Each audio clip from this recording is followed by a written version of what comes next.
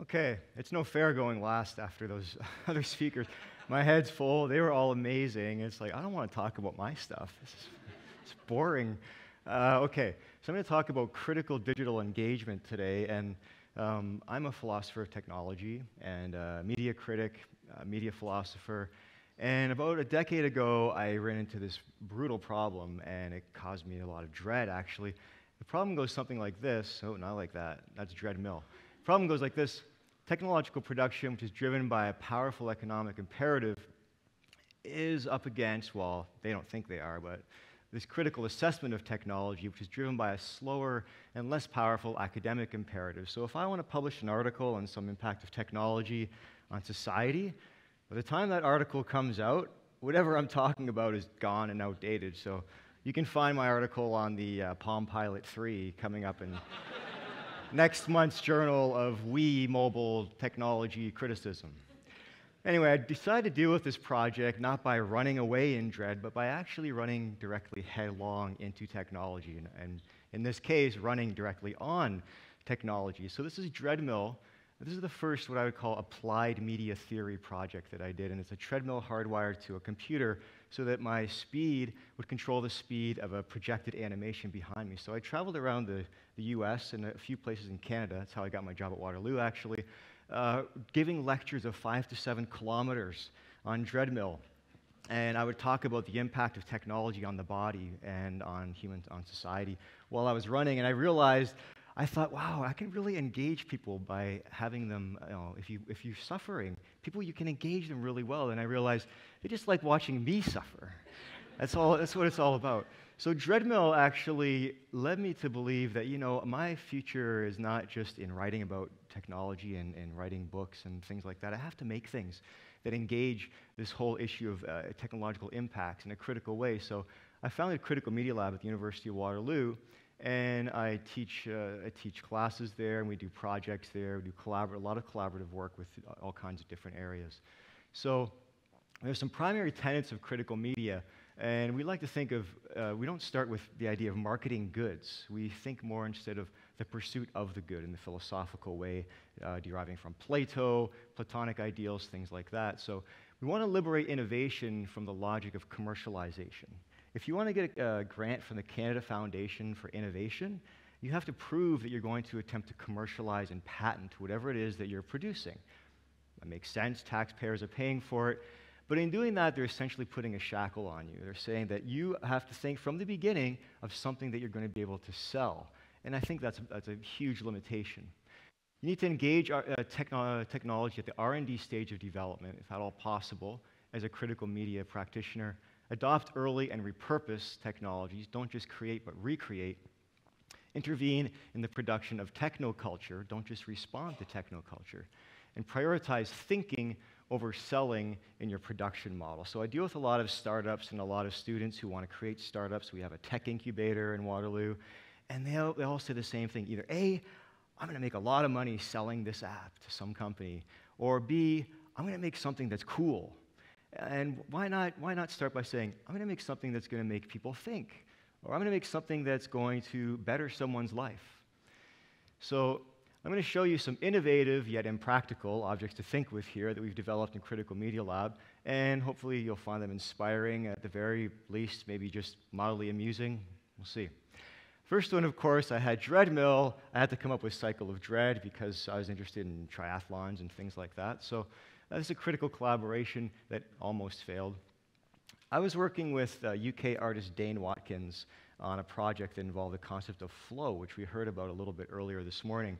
And flow is this concept that was really developed by positive psychologist Mihail Csikszentmihalyi. Don't ask me to say that again. And he believed that you could achieve optimal experience by matching your challenge level with your skill level. So if your challenge level is too high and your skill level is low, you're going to be frustrated. If your challenge level is really high and your skill level is low, you're going to be, well, you know what I'm talking about. You can read the graph. That's what it's there for. Why am I telling you this? wasting my slides. Okay, so we thought this state of flow that video game designers love, because it's like, yeah, we're going to put them in flow, they're going to love our games, we're going to immerse them in the game, and they're going to buy more games, which Mihail Csikszentmihalyi hates. We thought, well, can we create critical video games, educational video games, smart video games that are going to immerse people? Is it possible to be critical in a state of flow at the same time? This is only a question that an English professor or an artist can come up with, right? So we started doing this research. We worked with some psychologists and neuroscientists at the University of Waterloo, and we came up with this graph, which graphs immersion against existential dread. So we're like, yeah, we want to immerse people into some kind of game and then have them experience existential dread, which is really a critical way of being. So Dane Watkins, he's an animator, so he had these animations. I had this whole interactive bike thing that's going to drive this multilinear animation by your speed and heart rate as you ride along, and it's going to immerse you in this fantastic animated world and then suddenly fill you with dread, existential dread. And well, then we visited the grave of William Blake. That's random, yes, I know. Well, we were working in London. This is Bun Hill Fields in London. We visited William Blake's grave, and I was taken back to my roots as an English professor, and I actually did my PhD in both British Romanticism and media studies. So William Blake and William Blake's designs for the grave. Blake was commissioned to do these designs for this great book on Robert Blair's poem, The Grave. And he did all these great designs, and then the actual book publisher said, thanks for the designs. I'm going to give these designs to fashionable engraver Louis Schiavinetti, and he's going to create mechanical line engravings with your designs, William Blake. And Blake got pissed off, and he didn't produce anything for a while, and I was really enthralled with Blake's idea of souls and his way that he drew souls as embodied. And this got me just thinking about technology and embodiment and all these other things. And then the city of Kitchener said, hey, we want you to do a public art project, and I really wanted to ride a penny farthing bicycle. So I came up with this idea of this whole project. It started off as this kind of positive psychology experiment, turned out to be a public art project in which you ride a penny farthing bicycle. It's up on the walkway on the left-hand side where Good Life Fitness is in Kitchener. And you ride this penny farthing bicycle, and you can fly the Blake's soul of the strong wicked man across the walkway. It flies at you and fills you with dread as you're cycling. And your heart rate determines whether you see William Blake's painting, Louis Schiavinetti's line engraving, or my own horrible digital rendering of Blake's soul of the strong wicked man. So there's the penny farthing. The point of all this is you never know where collaboration will lead, but sometimes you simply have to go with the flow. I know that's horrible, but it's true. And Dane and I, and we heard about egos today and collaboration between artists, and Dane and I just kind of agreed that, well, you know what, we're just going to go this way, and we're going to do this, and it's not going to be the great psych experiment we thought it was going to be, but it was okay public art. Next project. This is a kind of a better, happier story. So what you're looking at right now is an early 2000s geo-tracking experiment. So it's using satellite tracking to look at the movements of someone who's walking around. And I got this from a collaborator of mine from Wilfrid Laurier University, who's a geographer and civil engineer. And he uses technology to help doctors study people with diabetes. So they basically would put these geo-tracking devices on the diabetics, and it would be coupled with a Bluetooth glucometer that was looking at their blood sugar level. So the doctors could look at a month's worth of these people's physical activities, where they were, what they were doing, and what their blood sugar level was. So after a month of analyzing their physical movements, they could say, you know what, every day at 4:45 when you leave your office, you go to the parking lot, your blood sugar level is doing really weird things, and you need to take care of that. And we've noticed this by looking at these maps. So Sean was showing me this technology, and we had to do another public art project. And I said, why don't we do something with this technology and study how people find their way around and how they understand space. So we had people, this is a satellite view of Victoria Park in Kitchener. We had them draw a picture on Victoria Park in Kitchener, then we had them try to walk the picture, tracking their movements. And this guy wasn't drunk, in spite of the fact he drew a shamrock. I'm Irish, I'm allowed to make that joke.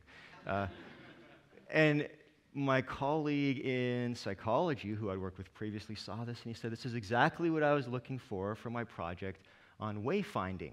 And Colin Eller, he's written this book, Where Am I? How We Can Find Our Way to the Moon but Get Lost in the Mall. So he saw this art project and he said, that's exactly it. People are horrible at finding their way. Animals are so much better at this. We're useless. And we're getting worse because we use GPS all the time.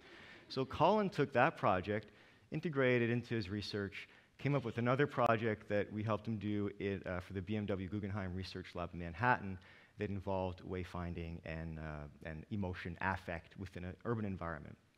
So I like to call this feedback loop, a research creation feedback loop, where you basically had a health science project that morphed into an art project that folded back into a cognitive science project, essentially. So these are the kind of loops that we try to create in the Critical Media Lab through interdisciplinary collaboration. This is another loop. That's enough of that. This is much more palatable. This is way more fun to watch. So this is another collaboration. This time we had a visiting artist researcher in the lab named Ron Broglio, who was at Georgia Tech at the time. He's now at Arizona State. And he's interested in the history of cows. He's actually a literature professor.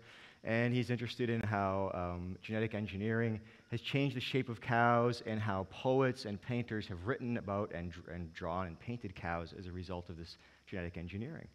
So he came to the lab and was like, man, we're surrounded by cows in Waterloo. We could do a cow project. So we visited a robotic dairy farm, and these things are amazing. Cows are in the barn, and they're kind of by themselves. Humans are advised not to touch the cows.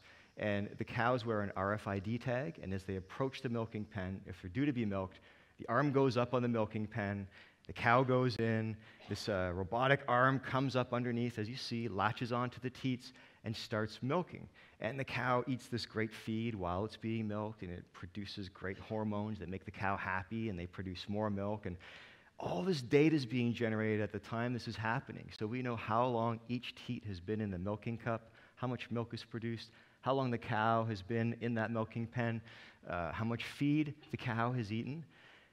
It's great, all this data, but the farmer's being told not to interact with his cows. And the farmer was a great guy, Chris Vandenberg.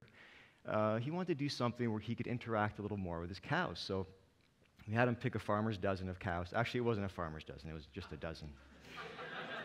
That was a bad design error right there. So we picked a dozen cows, and we gave them each a Twitter account, and we took all that data that was being generated, and we created an artificial intelligence kind of engine that turned that data into a different voice for each cow. So what you ended up with was teat tweet. You have the 12 cows, and so the cows would tweet. The computer that was tracking their activities would be turned into tweets, and the cows would say something like, "Hey human, I just pumped out 14.3 kilograms for your pleasure. Show me some love." And this project was designed as a project that was going to look at how technology mediates relationships between humans and animals. It was a sociology project. It was a philosophy project. It turned out to be just this really cute Twitter thing, which is why it probably got the most attention than any of the projects we've done in the lab, and it was in Wired and a bunch of other different Huffington Post publications. So there's Ron, and there's Chris. And the idea here is that anyone and anything is a potential collaborator, even the cows, although they might argue that they didn't really collaborate, we just used them. The next project I might have to go through pretty quickly, but it's the third part of the triathlon. It's a Canadian triathlon, running, cycling, and canoeing. And this project, I was commissioned to do a project on the myth and mystery of Tom Thomson's death. How many of you know about this? Tom Thomson, great Canadian artist, died mysteriously on Canoe Lake, 1917. He had fishing line wrapped around his ankle methodically. We still don't really know how he died, but I was asked to do this because, I'm like the death guy, death and technology guy. I can't get out of that. I'm pigeonholed. So I did this project, took a massive amount of input from other people. I first went out and found a canoe that was as close as possible to Tom Thomson's canoe, and I went on the Wood Heritage Canoe Association forum, and I found out how to sand a canoe 50,000 times and how to paint the canoe. I actually did research, found out Tom Thomson painted his canoe a very specific way using a can of gray canoe paint and a tube of cobalt blue artist paint. remodeled this canoe, and it looked like this. And I took it out to Canoe Lake in Algonquin Park and floated around where Tom Thompson had died and took some pictures. And then I said, oh, now I got to do something with this canoe, this great canoe.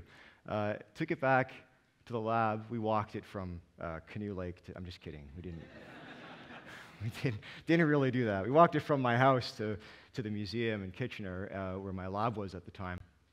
And we installed 3 touchscreen monitors on it and wrapped it in 7 kilometers of fishing line, which took a huge effort. Took several days to do that, and the charity of several very kind people to wrap methodically this canoe in fishing line. And so the project turns out to be Myth of the Steersman. And as you strum the cords, the fishing line over top of these monitors, you basically see my interpretation of the myth and mystery of Tom Thompson's death. But more importantly, maybe you can activate this canoe online by just dragging your mouse over the 3 screens, and that will actually activate the canoe in the gallery and freak people out, and it's a ghost canoe. And the whole point of this is it's a whole project, a philosophical project on embodiment and space and presence, and I'm not going to go into those details. Forced collaboration. This is students had to make these arcade cabinets. These are English students. First day of class, I give them these IKEA-type packs of arcade cabinets without instructions, and I make them build the arcade cabinets. And they had to learn how to assemble all the electronics for these arcade cabinets and then design critical games. So you see this one game, these are all done in Flash on the left. The students inverted the cabinet to make a statement about how, although we have all these technologies at our disposal, social media, we're feeling more alone than we ever have. And this other project is on artificial intelligence. This project here is R-rated and involves stimulating the machine's coin slot in order to gain points. But there was a philosophical message behind it. To be critical, people like buttons need to be pushed, and the point is that you give these students arcade cabinets, they're like, yeah, we're going to put a gun on this thing, and we're going to, and it's like, no, you got to make people think with these projects. You're going to take these philosophical readings we've done about technology and make critical games and make people think. Even if the games are frustrating or crappy, you're going to make them think. Last project is Roach Lab, and this is a project by Jessica Antonia Lomanowska, who's finishing her PhD with me right now, and came up with this idea of putting taking a terrarium and putting live cockroaches with mechatronic toy cockroaches together and seeing how they interact. And then Jessica had this footage of cockroach dissection from the Roach Lab at Northwestern University. And she remade a dissection video, or she made her own dissection video of a mechatronic cockroach with a screwdriver and tweezers, and ended up with something like this cockroach house of horrors. And the whole idea was to look at life and how we understand life. What is a cockroach's life? What does that mean? Do we give life potential to a mechatronic bug and to a cockroach, etc.? There are some philosophical questions there. She's doing her PhD on it. And but it just kind of went horribly wrong, and the lesson here is respect your collaborators, but know when to set them free. So I'm pretty much done with those. I'm just going to finish off with one last message. Go ahead, create useless but innovative digital objects, but by all means, make them objects to think with. Thank you. Thank you so much.